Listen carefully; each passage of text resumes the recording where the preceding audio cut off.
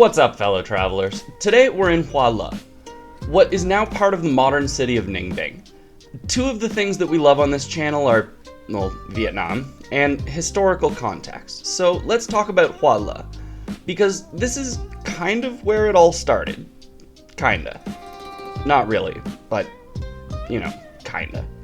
So, about 2,000 years back, the Chinese Han Dynasty conquered northern Vietnam, starting what's known as the first era of northern domination. Vietnam remained a part of subsequent Chinese empires for the next 1,000 years. These different empires all had policies of Sinicization, or Chineseification, to some extent or another. 1,000 years of this and, taxes going back to China and just generally pissing people off, when the Tang Dynasty eventually collapsed in the 10th century and the dragon's grip on the southern frontier slipped.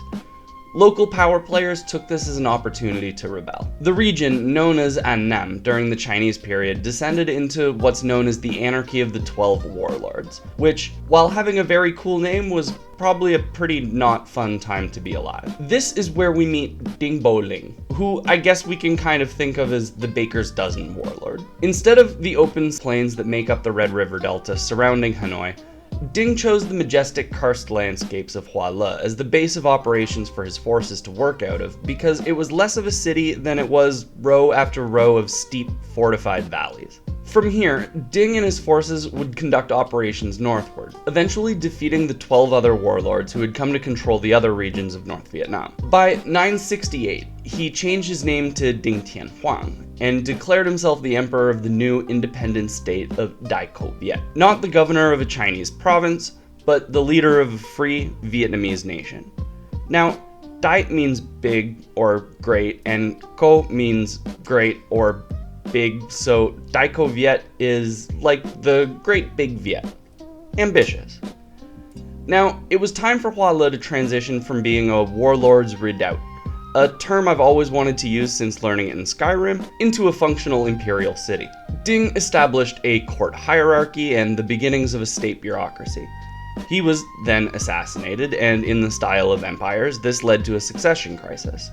In kind of the same way that local Vietnamese had seen the collapse of the Tang Dynasty as an opportunity to rebel, the Song Dynasty that took over from them saw this crisis in the south as an opportunity to re-seize the territory. By 981, Hoa Lư was under the control of a man named Le Huan, and the Song sent an invasion fleet. Instead of meeting their army in the open terrain of the delta, Le Huan knew, as his predecessor did, to remain in the mountains and let the invading army come to him. The Chinese army met the Dai Co Viet army at a nearby river in what's known as the Battle of Bac Dang River, the second one. It was a crushing defeat for the Chinese forces. While Emperor Ding Tien Huang had declared independence, Le Huan and his army definitively asserted sovereignty. But an empire can't stay in its fortress forever.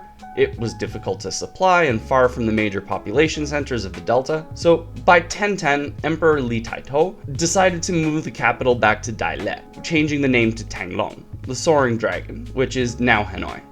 In 1054, Emperor Li Tangtong shortened the name to Dai Viet, which is a pretty decent modern beer, by the way, give it a try. Anyway, Hoa Lư was kind of like the womb where the development of what we now understand to be Vietnam was forged. It took various local chiefdoms and molded them into a unified, centralized, and effective state apparatus, and the transition from Dai Co Viet in Hoa Lư to the Dai Viet of Tang Long represents a maturation of this new geopolitical entity into an independent, self-determined civilization of its own, which is pretty cool. Anyway, that's it from us today, folks. Make sure to click that like button and subscribe. We'll catch you on the next one. Bye-bye!